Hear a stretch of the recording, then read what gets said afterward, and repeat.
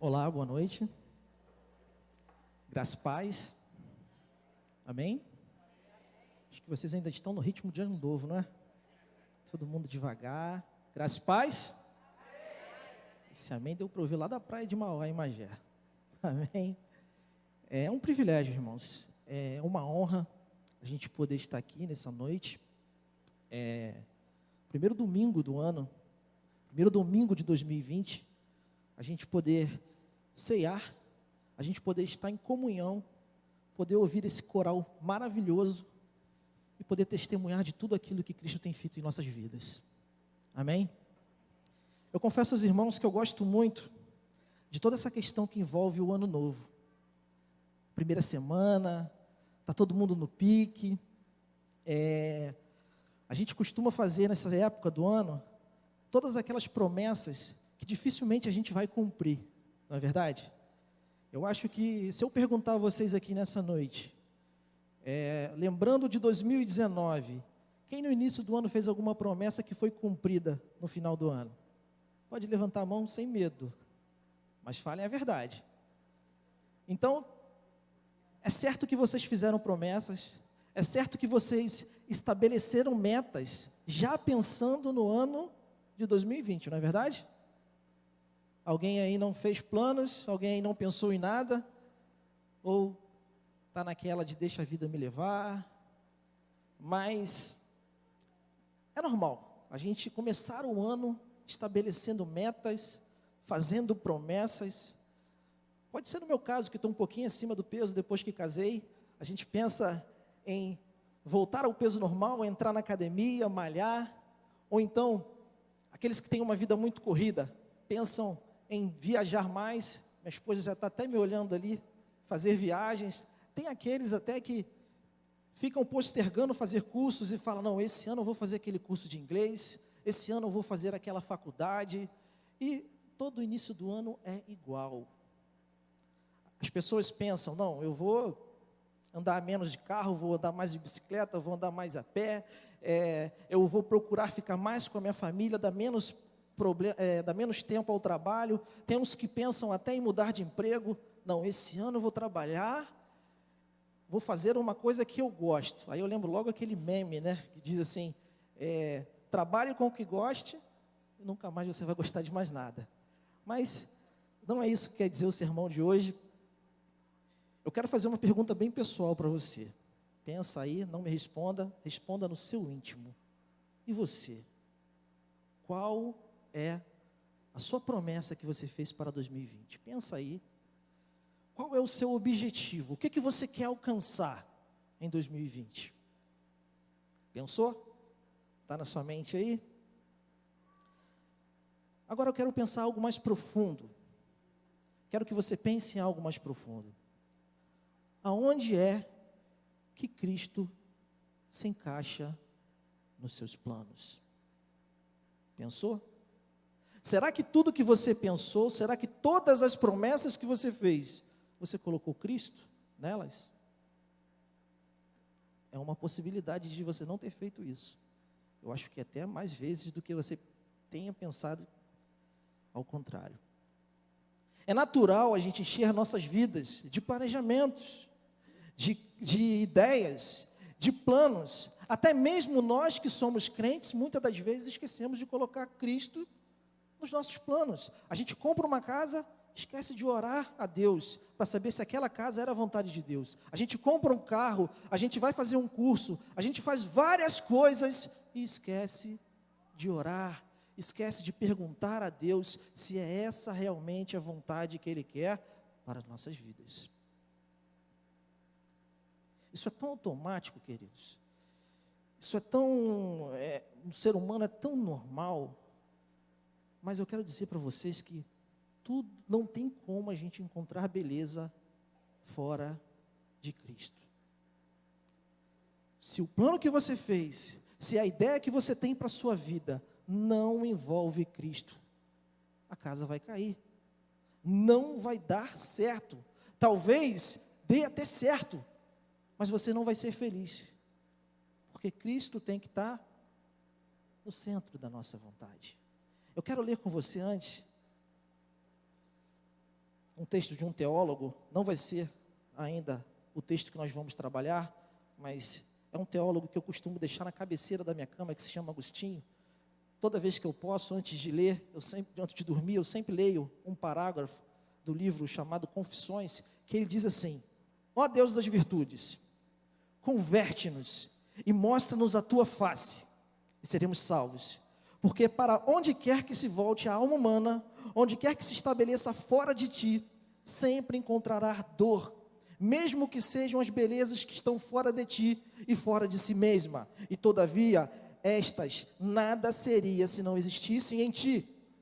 Elas nascem e morrem, e nascendo começam a existir e crescem para alcançar a perfeição. E uma vez perfeita, começam a envelhecer e morrem, como todas as coisas. Agostinho está citando aqui nesse capítulo que toda beleza fora de Cristo está fadada ao fim, está fadada ao fracasso, está fadada a perecer na eternidade. E é exatamente a proposta do mundo hoje pós-moderno, desse mundo que nós vivemos. É criar um evangelho voltado aos nossos interesses, criar um evangelho voltado aos nossos gostos, às nossas maneiras. E as pessoas cada vez mais vêm a este local que nós chamamos de igreja, procurando apenas se sentir bem, porque os planos que elas traçam para a vida delas são planos para elas mesmas se sentirem bem com elas mesmas.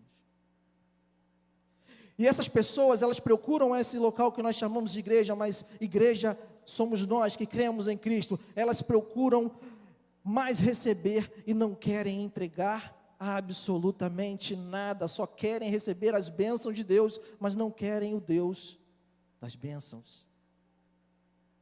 E muitas delas não conseguem entender, não conseguem discernir o significado de suas vidas. Em todo local que eu costumo falar, se você chega a um local desse, se você vive em igrejas e você não entende o significado de sua vida, você está perdendo o seu tempo. Desculpe falar isso para você. Você está perdendo o seu tempo. Sabe por quê? Porque a questão não é você, a questão não sou eu, a questão não é os nossos planos. Porque o evangelho não é sobre nós, o evangelho é sobre Cristo. Cristo é o centro de todas as coisas. Não há como a gente achar significados nos nossos planos, não há como a gente achar significado nas nossas vidas, sem olhar para Cristo. Porque a partir do momento que a gente olha para nós mesmos, nós não vamos encontrar nada, nós não vamos encontrar beleza nenhuma. Nós vamos encontrar somente fracasso, só vamos encontrar apenas egocentrismo. O propósito de nossas vidas, queridos, é muito mais do que a nossa realização pessoal. O propósito de nossas vidas é muito mais do que a nossa felicidade, entre aspas, é muito mais do que a nossa família, é muito mais do que a nossa carreira, é muito mais do que os nossos sonhos mais ambiciosos.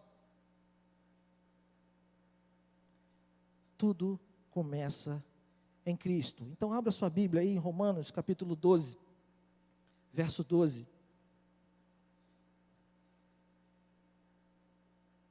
Eu quero colocar o nome desse sermão, Conselhos para o Ano Novo. Eu vou te dar 3 conselhos.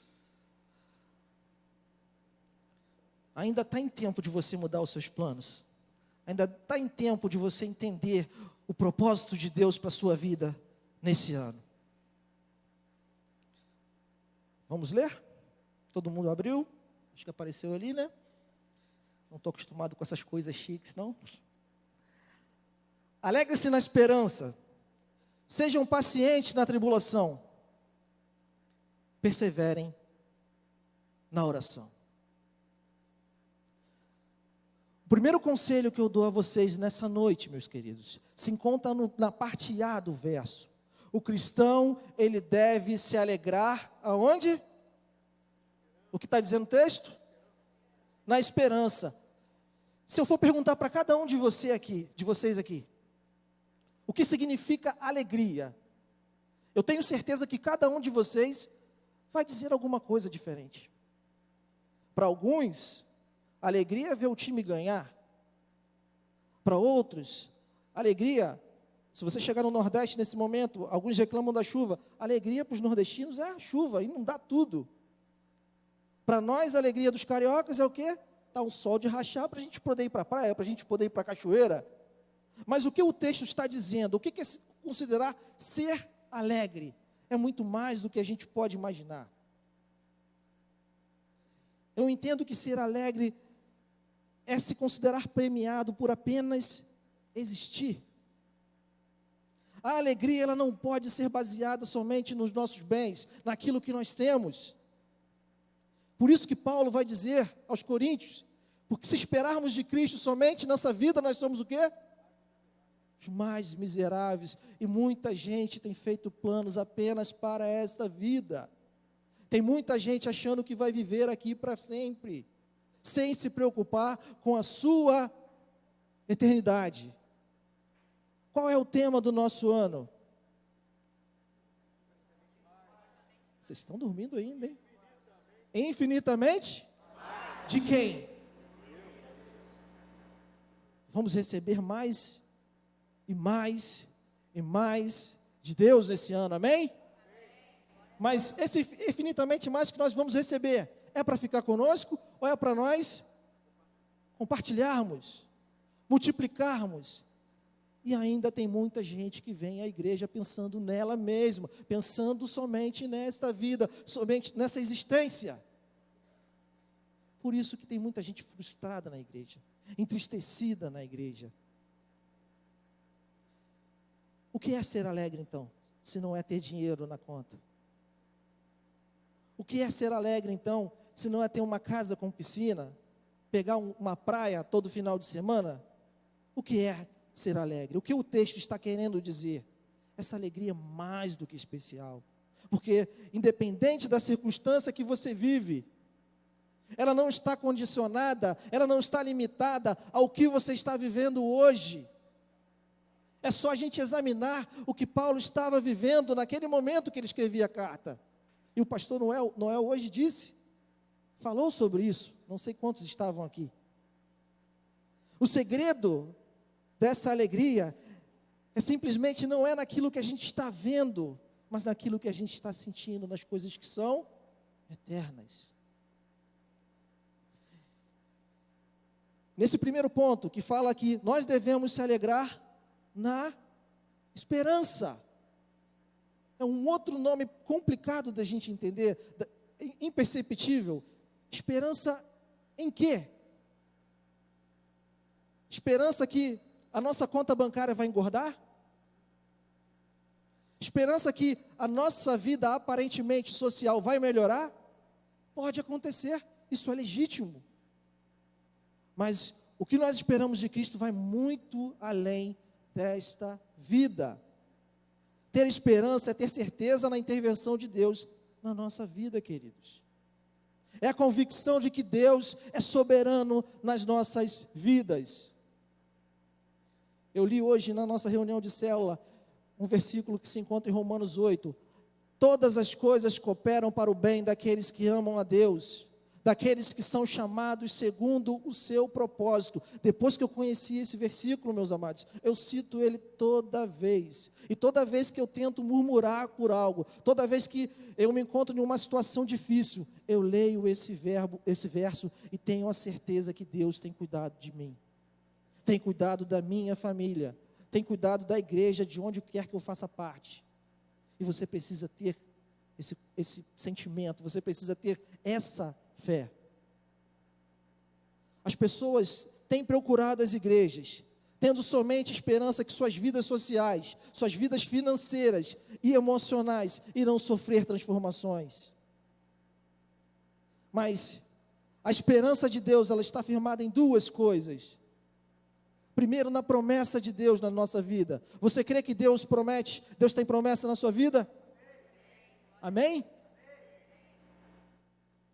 A esperança é essa, nas promessas que Deus tem para nossas vidas. E se tem promessa, o segundo ponto é a fidelidade de Deus. Você crê que Deus é fiel? Então por que a gente murmura? Por que às vezes a gente não confia em que Deus está no controle das coisas? E se a gente aprendeu que nós devemos se alegrar na esperança, o segundo ponto é muito mais interessante e muito mais difícil também, e se encontra na parte B do verso. O cristão deve ser paciente. Onde? Oh, coisa difícil, né? Ter paciência no nosso idioma, não significativamente no texto, é você simplesmente agir com tolerância. É coisa difícil. Quando a gente vem para cá, a gente está acostumado com o trânsito, a gente vê que o pessoal aqui do Rio é muito mais agressivo, é muito mais impaciente do que o pessoal do outro lado da poça. A gente fica até meio...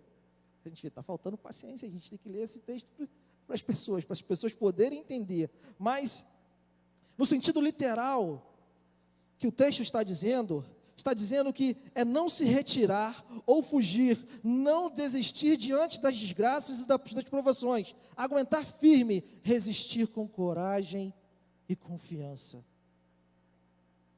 É muito fácil a gente ler essas palavras, mas é muito difícil a gente pôr em prática, a gente confiar, a gente não fugir e da gente resistir. O cristão verdadeiro, o cristão que crê em Cristo, ele carrega as marcas de Cristo. Você crê no infinitamente mais de Deus? Nós cremos, não cremos? Mas, João 16:33, Jesus vai dizer que no mundo nós vamos ter aflições, mas Ele venceu o mundo. A gente crê que Deus vai dar infinitamente mais para nós. A gente crê que Deus vai nos abençoar de maneira sobrenatural. Mas vai ser fácil? Vamos ter que ter muita paciência. E a paciência aqui é justamente nos momentos de tribulação. No momento que você não está confiando no que vai acontecer. E é justamente nesse momento que Deus mostra que Ele é Deus. Quantos momentos nas nossas vidas, queridos? Eu vi aqui agora o testemunho do Gediael. Eu também já fui tesoureiro na igreja. Quando a gente vê que vai chegar aquele momento que não vai dar para pagar aquela conta, mas Deus manda a provisão. Deus manda o escape. E mesmo com todas as nossas experiências com Deus, mesmo com Deus mostrando tantas coisas para a gente depois vai continuar não crendo, vai continuar não seguindo, vai continuar fazendo as coisas todas erradas. Nos primeiros momentos de tribulação, nos nossos primeiros momentos de dificuldade, nós vamos dar as costas para Deus, vamos fazer as coisas da nossa maneira, vamos planejar do nosso modo, e as coisas vão dar errado. É certo. Deus não escreve certo por linhas tortas. Deus escreve certo por linhas certas. Ainda que você pense que está torta, não está torta. Porque a nossa visão é limitada. Muitas das vezes nós somos até cegos. Não conseguimos enxergar o infinitamente mais de Deus nas nossas vidas. A gente vê o colapso dessa geração justamente porque elas não conhecem, não conseguem entender a essência do Evangelho, a essência do que Jesus disse, que nós teríamos aflições, mas que nós tínhamos que ter bom ânimo, que nós tínhamos que ter paciência, que nós iríamos passar por tudo isso. Agora a grande pergunta é, como que a gente vai conseguir ter essas atitudes na nossa vida? Como que a gente vai conseguir ser paciente em meio à tribulação? Paulo vai responder isso na parte C, que é o que todo cristão deveria fazer. O que diz a parte C? Perseverar. Mais duas palavras difíceis. Primeiro, perseverança. Por que a gente desiste das coisas? Por falta de perseverança. Primeiro obstáculo, a gente desiste. E nós vamos ver que, de Gênesis a Apocalipse, todos os homens de fé da Bíblia, todos eles perseveraram. Todos eles foram em frente. Perseverar, queridos, é persistir, é ser constante, é continuar, é ficar firme, é permanecer. Será que nós temos ficado firmes? Será que nós estamos agindo constantemente com as coisas que têm sido postas em nossas mãos? Quer ficar de pé diante das lutas? Quer permanecer firme e alegre, mesmo com toda a circunstância desfavorável? Eu lembro de uma frase de Charles Chaplin, que ele dizia que a persistência é o caminho do êxito. Se nós realmente queremos ter uma vida com Cristo, confiar em Cristo verdadeiramente, seguir a Cristo verdadeiramente, nós temos que ter perseverança, porque não é fácil. No seu trabalho vai ter aquele chefe ou aquele seu colega que vai te encher o saco. Na sua vizinhança vai ter aquele vizinho que vai te encher o saco. Ou talvez na sua família vai ter alguém que vai te encher o saco. Mas nós não podemos sair do caminho. Nós precisamos seguir em frente.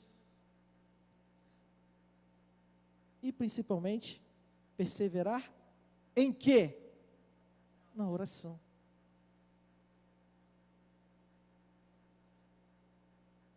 É difícil o crente orar hoje em dia. Eu falei mais cedo, antes, no início. Quantas coisas a gente faz sem orar? Quanto mais perseverar. Se a gente nem ora, como é que a gente vai perseverar em algo que a gente nem faz? Então 2020, amados, é tempo sim de orar. É tempo de você fazer todos os seus planos novamente, refazer tudo. Ainda estamos no dia 5. E eu vou anotar aqui no meu calendário, no final do ano, se Deus nos permitir, estarmos juntos. Deus sabe de todas as coisas. Eu vou perguntar de novo aqui. Comece a mentalizar os seus projetos. Comece a mentalizar os seus objetivos. O que você quer para 2020? Não é 2020 infinitamente mais? Não é? Deus quer te dar infinitamente mais, mas você precisa tomar uma postura. Se você não está orando, se você não está lendo a Bíblia, se você não está tendo uma vida de comunhão com Deus, se você não está tendo uma vida de comunhão com a sua igreja, esse é o momento. Você quer infinitamente mais de Deus? É hora de você tomar a sua postura, de tomar postura. É hora de você viver realmente aquilo que Deus quer para a sua vida. Não negligencie a sua vida de oração, porque a vida de oração é o segredo do crente para ele permanecer de pé. Por que muita gente cai no decorrer da sua caminhada? Porque ela não ora. Se você não ora, meu querido, não tem como você seguir em frente. Você pode ser até religioso, você pode ter até cargos da igreja, mas isso não significa salvação, não é garantia de salvação. Muita gente está se apoiando no que faz aqui, em uma vida religiosa de aparência. Mas se nós não crermos em Cristo, se nós não entendermos o nosso papel, o nosso chamado, a nossa vocação, os propósitos de Deus para nossas vidas, não vale nada, a gente está aqui. Você precisa tomar uma postura. Você precisa, de fato, crer em Jesus e seguir em frente. A oração, queridos, é o que nos sintoniza com Deus, é o que nos faz sentir a presença de Deus. é que nos faz manter o contato com Deus. Deus fala através da sua palavra, e quando nós oramos, e oração não é só você pedir. As pessoas têm essa mentalidade que oração é só pedir. Pelo contrário, oração é você agradecer ao Senhor, você engrandecer ao Senhor, você louvar ao Senhor. E quando você tem essa intimidade com Deus de orar apenas para louvar a Deus, você, em vez de fazer aquela oração, Senhor, me dá isso, me dá aquilo, Senhor, eu quero isso, eu quero aquilo, você começar a orar apenas, Senhor, Tu és grande, Senhor, a minha vida está em Suas mãos, Senhor, eu creio que tudo vai acontecer conforme o Teu querer, conforme a Tua vontade, que a Sua vontade é boa e agradável, é perfeita. Nós vamos sentir infinitamente mais de Deus nas nossas vidas, porque a nossa oração também é aquela oração monóloga, né? Senhor, só a gente fala e fala qualquer coisa, em nome de Jesus, amém. Igual aquela oração de criança, embora a criança seja mais racional orando do que nós mesmos. Então, o que eu digo para vocês, ainda está em tempo, me incluo nisso, porque quando eu preparei essa mensagem, Deus falou primeiramente para mim, e é um compartilhamento, Ele tem que falar comigo primeiro, eu tenho que ser impactado pela mensagem para mim poder passar para vocês, porque eu tenho que viver ela também. Então é tempo da gente planejar um 2020 de fato e de direito, infinitamente mais de Deus, mas crendo em Deus, confiando em Deus e o servindo, planejando conforme aquilo que Ele quer para as nossas vidas.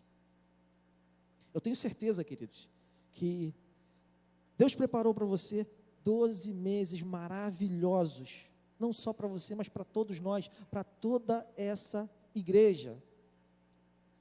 Esse será um ano para você quebrar todas as barreiras, para você fazer aquele curso que você quer, para você, no meu caso, emagrecer, para viajar, para você arrumar um emprego, mas todas essas coisas precisam estar casadas com a vontade de Deus, precisam ser para glorificar a Deus, precisam ser para o seu crescimento espiritual e outros, porque eu não acredito que nós temos um monte de vida, como as pessoas falam, minha vida espiritual, minha vida profissional. Nós somos um ser total, nós temos apenas uma vida, tudo que fazemos é espiritual, tudo que fazemos é para a glória de Deus. E se você fez algum plano, se você tem algum plano que não é para a glória de Deus, que não é para o crescimento seu e do reino, tem algo errado aí, porque a nossa vida é para glorificar a Deus. Nós somos chamados para cumprir os propósitos de Deus nas nossas vidas. E como eu disse no início, os nossos propósitos, os propósitos de Deus para as nossas vidas, é muito maior do que a sua realização pessoal, a sua realização profissional, é muito maior do que a sua família, é muito maior do que tudo aquilo que você pensa a respeito de você. Deus tem muito mais. Nós pensamos uma gota, Deus tem um oceano para nos dar. Você crê nisso? E é o que eu tenho para falar com vocês, é o que a palavra de Deus tem para falar com vocês. Então, alegrem-se na esperança, sejam pacientes na tribulação, perseverem na oração. Eu tenho certeza que esse ano é um ano de muita mudança para nós, tanto espiritual, tanto para os seus planos que você tem feito fora da igreja, mas tudo que você faz, você que realmente confia em Deus, você que realmente entende que foi chamado por Deus e foi transformado por Ele, tudo que você faz é para a glória de Deus e para realizar os propósitos de Deus. Você crê? Amém? Então, Deus te abençoe, que o Senhor possa fazer que essa palavra fique guardada na sua mente. E eu não vou esquecer, no final do ano eu vou cobrar vocês sobre os planos de cada um de vocês. Anota aí, vamos cumprir os propósitos que Deus tem para as nossas vidas. Amém?